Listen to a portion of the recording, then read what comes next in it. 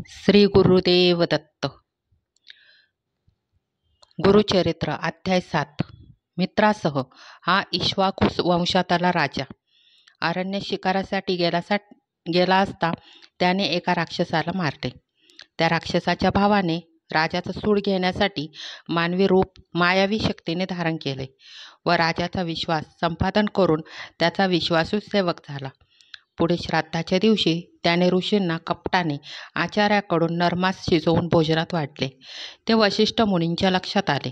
त्यांनी राजाला दोषी ठरवून 12 वर्ष ब्रह्मराक्षस होशील असा श्राप दिला. राजा उलट शाप देणार, परंतु राणी दमयंतीने त्याचे निवारण केले. तेव्हा राजाने शापजल स्वतःच्या पायावर टाकले. वशिष्ठाच्या शापाप्रमाणे तो ब्रह्मराक्षस झाला. पायावर पडलेल्या शापजलाने त्याचे पाय काळे झाले, म्हणून त्याला कल्माशपाद असे नाव पडले. राजा अरण्यात नरमास व इतर प्राण्यांचे मांस खाऊन राहत होता. एकदा एक ब्राह्मण जोडपे त्या अरण्यातून जात असता तो ब्राह्मणाला मारू लागला. तेव्हा त्याच्या पत्नीने कळकळीने आपल्या पतीला न मारण्याची पत्नीने राजाला विनंती केली, परंतु त्याने ऐकले नाही व ब्राह्मणाला मारून खाल्ले. म्हणून त्या पतिव्रतेने राजाला श्राप दिला, जेव्हा तू 12 वर्षाने शापमुक्त होशील तेव्हा तुला दमयंतीजवळ भोग भोगता येणार नाही. असे करशील तर तू मरण पावशील. असे म्हणून तिने पतीच्या अस्थिसह स्वतःला जाळून घेतले. कालांतराने राजा शापमुक्त झाल्यावर त्याने झालेला सर्व प्रकार दमयंतीला सांगितला. आपले ब्रह्महत्येचे पातक धुवून काढण्यासाठी त्याने मंत्र्याच्या व पुरोहितांच्या सांगण्याप्रमाणे अनेक तीर्थयात्रा व्रत वगैरे केली, दाने दिली, पण त्याचा काही उपयोग झाला नाही. तो एकदा मिथिला नगरीबाहेर एका वृक्षाखाली खिन्न मनाने विचार करीत बसला असता गौतम ऋषीची भेट झाली. त्यांनी राजाची विचारपूस केली. तेव्हा त्यांनी ब्रह्महत्येचे पातक जाण्यासाठी गोकर्ण महाबळेश्वरची महती सांगितली व तेथे दर्शनात जाण्यास सांगितले. राजाने याची कोणाला प्रचिती आली आहे का असे ऋषींना विचारले. तेव्हा गौतम ऋषींनी पुढील कथा सांगितली. एकदा गौतम ऋषी गोकर्ण क्षेत्री गेले असता तिथे त्यांना एक चांडाळ स्त्री खुडकत येताना दिसली. ती वृद्ध आंधळी व कुष्ठरोगी होती. ती आता थोड्याच वेळात मरणार असे दिसत होते.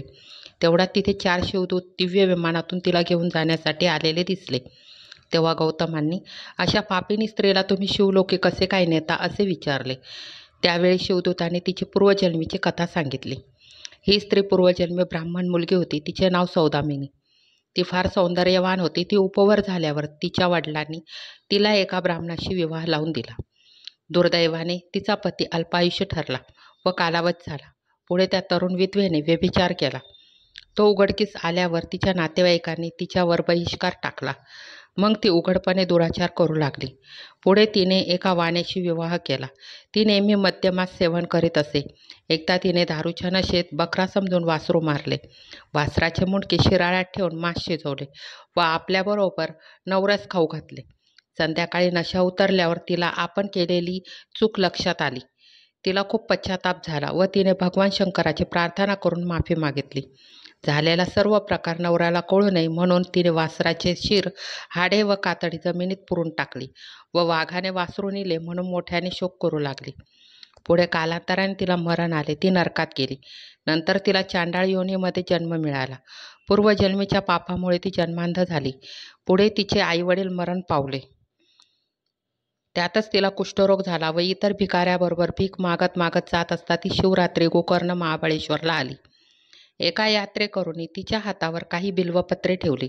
त्याचा वास घेतल्यावर तिला समजले ही खाण्याची वस्तू नाही, म्हणून तिने ती बिल्वपत्रे फेकून दिली. ती नेमकी शिवलिंगावर पडली. रात्रभर जागरण झाले व भिक्षाही मिळाली नाही, म्हणून तिला उपासही घडला. अजाणतेपणे तिच्याकडून हे पुण्यकर्म घडले म्हणून शिवशंकर तिच्यावर प्रसन्न झाले व त्यांनी शिवदूतांना तिला शिवलोकी नेण्याची आज्ञा केली. तिचा देह विमानाने शिवलोकात घेऊन गेले. गौतम ऋषींनी सांगितलेली कथा ऐकून राजाने गोकर्णात जायचे ठरवले. गोकर्णास गेल्यामुळे राजा पापमुक्त झाला, शापमुक्त झाला. आपण बघितलं, फक्त गोकर्ण क्षेत्री गेल्यामुळे पापमुक्त होता येतं आणि जर आपण गुरुचरित्र पारायण केलं तर पापमुक्त तर होणारच होणार, पण पुढची गतीही प्राप्त होईल. म्हणून गुरुचरित्र करा, वाचा, ऐका किंवा आहे ना पारायण करा. त्याने तुम्हाला चांगलंच फळ भेटेल. बोला श्री स्वामी समर्थ, श्री स्वामी समर्थ, श्री स्वामी समर्थ, श्री स्वामी समर्थ, श्री स्वामी समर्थ, श्री स्वामी समर्थ, श्री स्वामी समर्थ, श्री स्वामी समर्थ, श्री स्वामी समर्थ, श्री स्वामी समर्थ, श्री स्वामी समर्थ, श्री स्वामी समर्थ, श्री स्वामी समर्थ, श्री स्वामी समर्थ, श्री स्वामी समर्थ.